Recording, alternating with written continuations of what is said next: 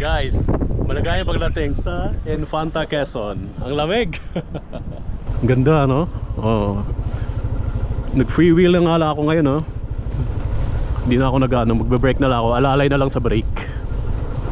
It's considered as a quick escape ng weekend. Halimbawa, maraming mga nag-skip ng weekend sa Manila and they come here sa lugar na to. Good morning guys and welcome back to my channel. Napapansin nyo ngayon, nakamotor ako. Yes, may motor ako dito sa Metro Manila. Oh, by the way, sa video na to, mag-Filipino ako. It's a language spoken here in the Philippines called Filipino. I'm not used to it. Okay, but yeah, you know, because in my video in this channel, I always use English. It's like I think 90% are in English, and the remaining are in Spanish. But anyway, ngayon susubukan ko mag-Filipino, or they call it Tagalog. Alright? And ang gagawin ko ngayon ay mag-motovlog. Yes, motovlog. Although it's not my first time, kasi when I travel also sa ibang lugar dito sa Pilipinas ay nagmumotor din ako. Well, nagre-renta lang ako. Nagre-renta ako ng motor sa isang destination. But this time around, I'm here sa Luzon. This is actually my home base. I live in Pasig City. Ngayon nasa bayan tayo ng Rizal. Okay, so malapit lang to sa Pasig City. So okay, by the way, ito pala yung motor ko, Aerox 155cc. Yeah, of course my helmet. And currently nasa Marilake Highway tayo. Marilake is, well, it's actually disputed name like Marikina Laguna Quezon Highway. Some says Manila Rizal Laguna Quezon Highway. So anyway, ito yun siya. Okay, so yan, pababa doon, all the way down, like 30-ish kilometers mula dito ay mararating mo na yung Marikina at saka Pasig. Alright, and then kung itutuloy mo lang to, itutuloy mo lang talaga to, siguro for the next 2 hours, 2 to 3 hours, depende sa takbo mo, makakarating ka ng bayan ng Infanta, sa probinsya ng Quezon. At saka dagat actually ang dulo nito. Yeah. So yan ang gagawin natin actually for today's video, guys. Motovlogging. Okay. By the way, nag-start na ako magmotor siguro mga past 1 hour na mula sa amin sa bahay. And then nagpahinga muna ako dito sa may Palo Alto. Yeah.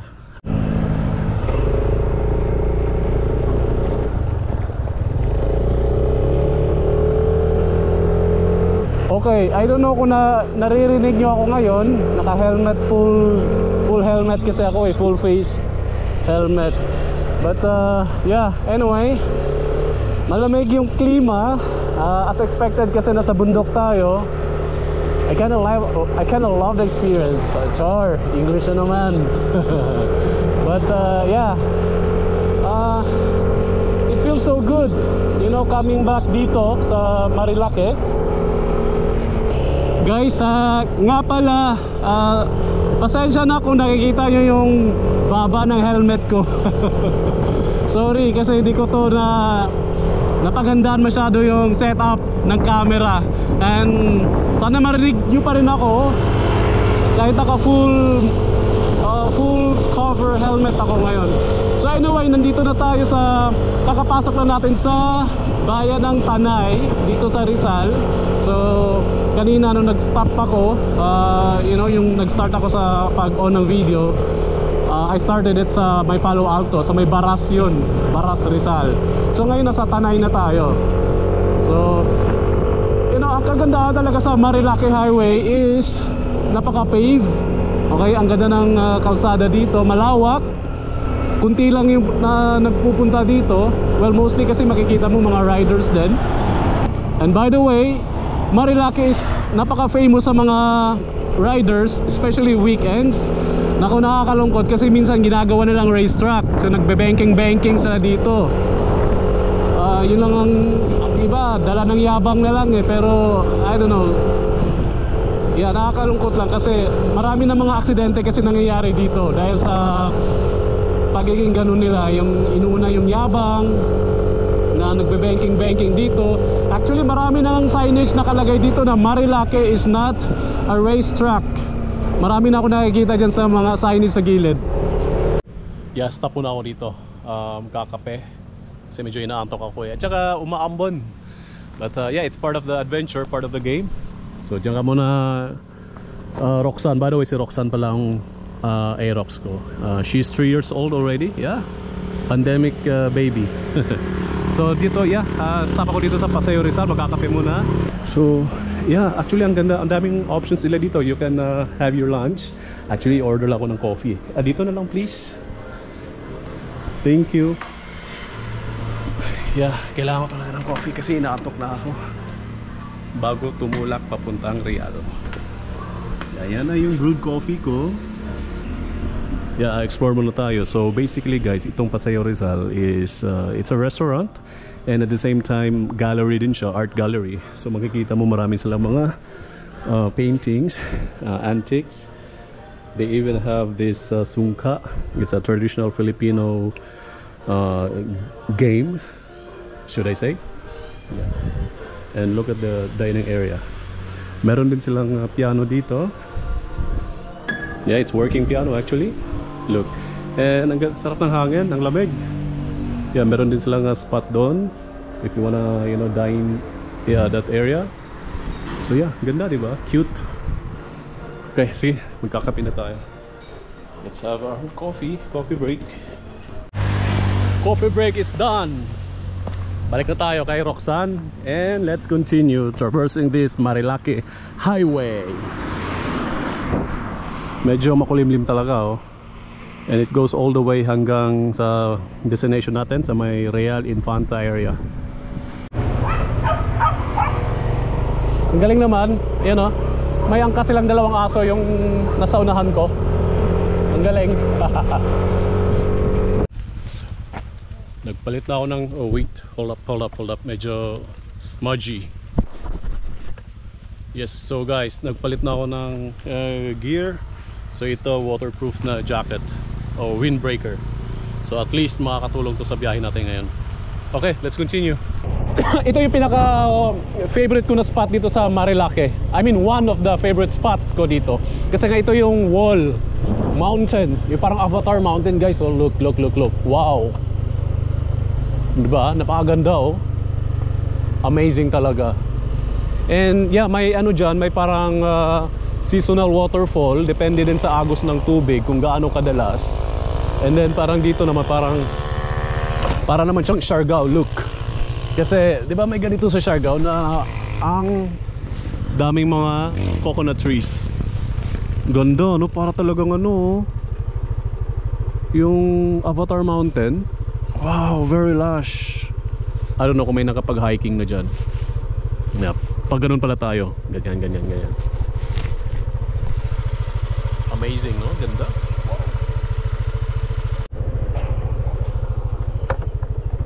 Wow. Oh.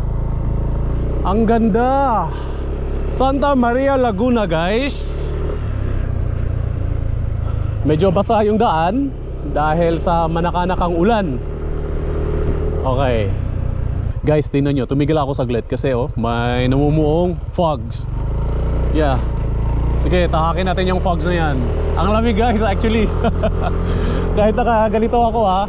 Ito, oh, covered yung skin ko, pero sobrang lamig pa rin. Kasi nga mahangin. Wow. Tadan! Foggy. And it's 1:30 ng hapon ngayon ang oras. Oh, nasa fog tayo ngayon, guys. Lamig, sarap. Wow. And visibility is kinda low, kaya ingat lang din. Mag-high beam muna ako. High beam yung ilaw ng ano ko, motor.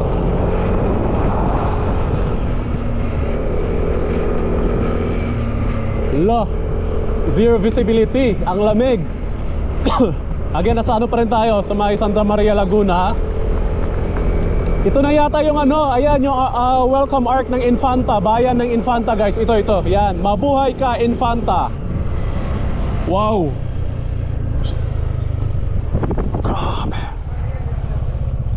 Stop muna tayo dito. Stop muna. Ayan oh, ito yung mga common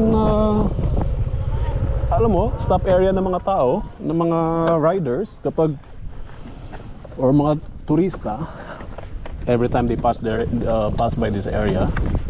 Off ko lang yung engine. Ayan. Guys, malagay pagdating sa Infanta, Quezon. Ang lamig.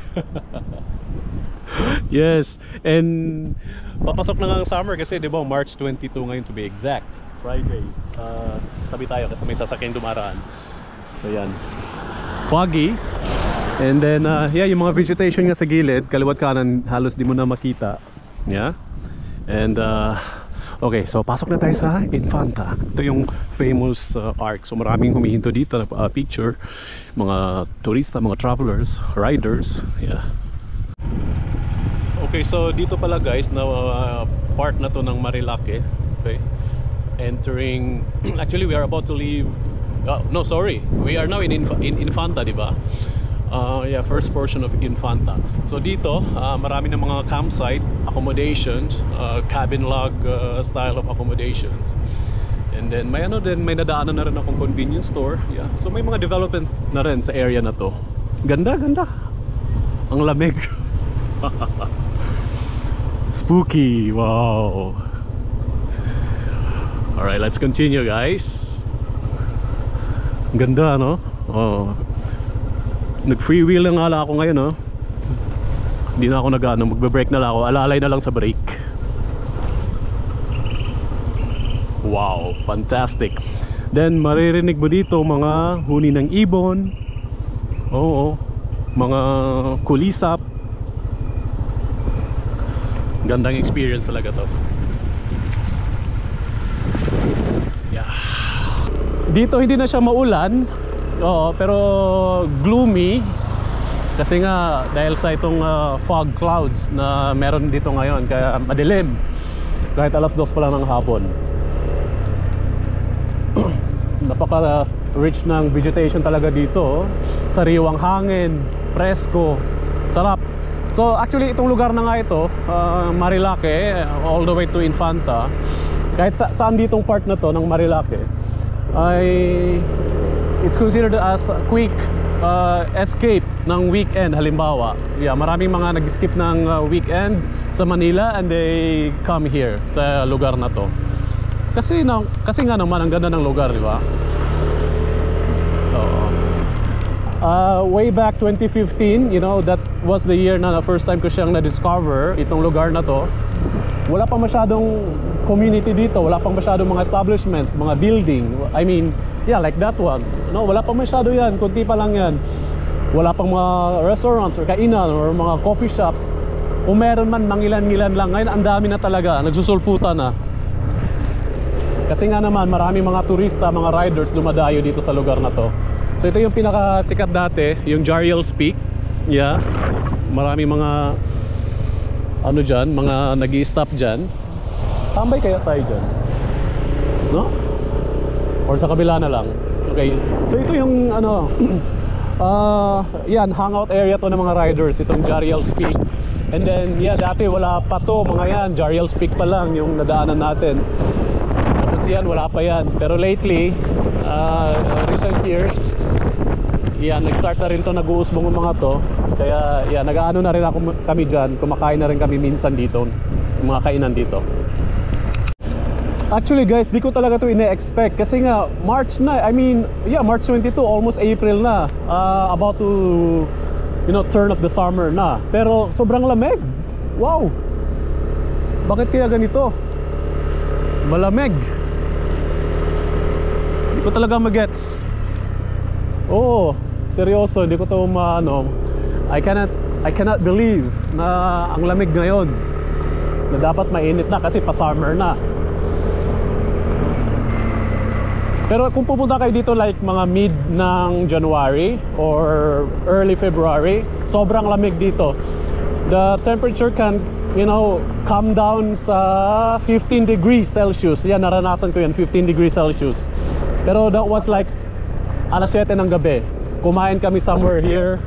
May mga restaurant kasi dito, di ba? Gaya ng mga na-mention ko. So yeah, ano itong Balay Gubat? Do they have accommodation? Actually, kanina naputol yung ubusan ako ng battery. So ito, panibagong battery na to. At saka, actually yung spare battery ko pala, lumobo. Shit. So I only have one good working battery. So ito ako, I'm continuing my quest. Tingnan mo yan guys. Napaka dramatic dito no? Ang ganda ng view. Yan, may bahay pa dito. Actually, yung bahay na yan, dati ko pa yan, parang titingnan kung may tao ba, kasi gusto ko sana mag-inquire if may something for accommodation, kasi interesado ako sa bahay na yan. Ang ganda. Yeah.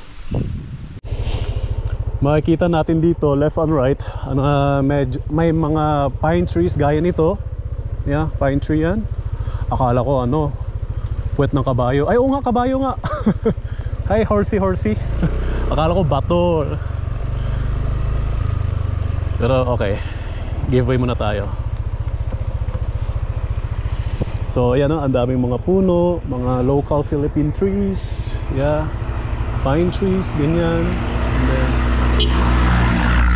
tuloy tayo. And may mga parts ng Marilaki guys na delikado, kaya ingat ka lang kapag may mga ganyang sign, ganyan. Medyo natitipak siya, so nagkakaroon ng landslide ba. So yeah, ingat lang talaga. Oh, mahangin na naman Lumakas na naman yung ulan guys. Anyway, ito approaching naman tayo sa isang malaking bridge. Actually way back like 5-6 years sira ito. So bagong gawa na uli ito. Yan, nasira ng malakas na bagyo na dumaan sa area na ito. Yeah. Sige, tigil muna tayo dito.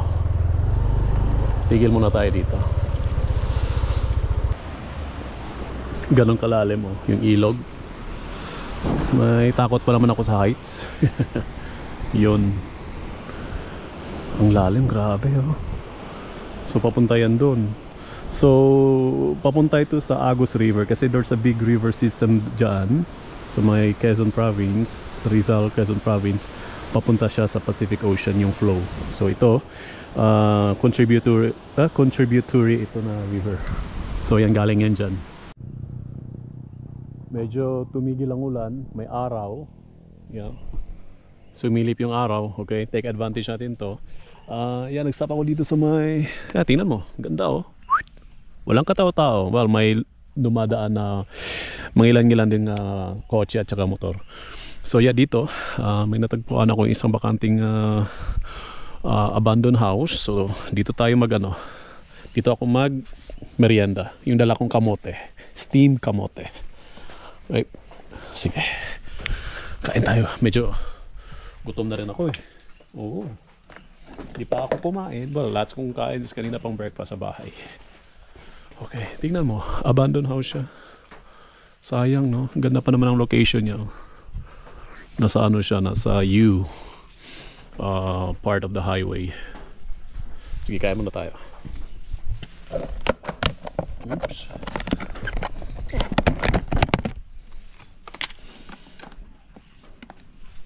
Okay, actually itong kamote kasi sweet potato in English. Isa to sa paborito kong snacks.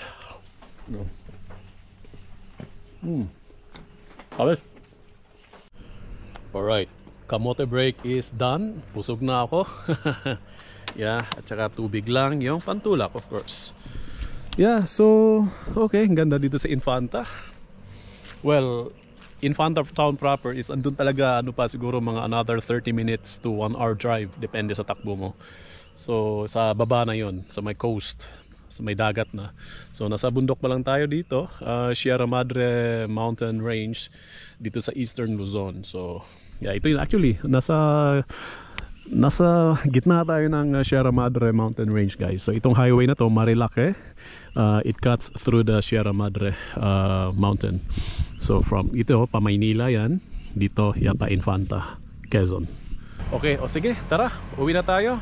Sana nag-enjoy kayo kahit maulan, malamig, yeah.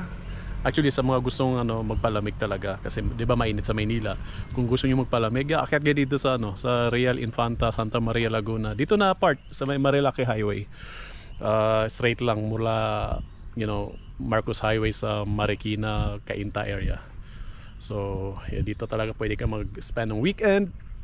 Okay, kahit day tour lang, kakain ka lang, magkakape, and then magmuni-muni. And then siguro mga hapon, like at this time around, pwede ka nang babalik sa syudad, sa Metro Manila. So guys, I hope nagustuhan nyo itong video na to. If you do, please paki-like naman, okay? And then subscribe sa mga hindi pa nag-subscribe. Thank you so much guys. Okay, let's go back to Metro Manila.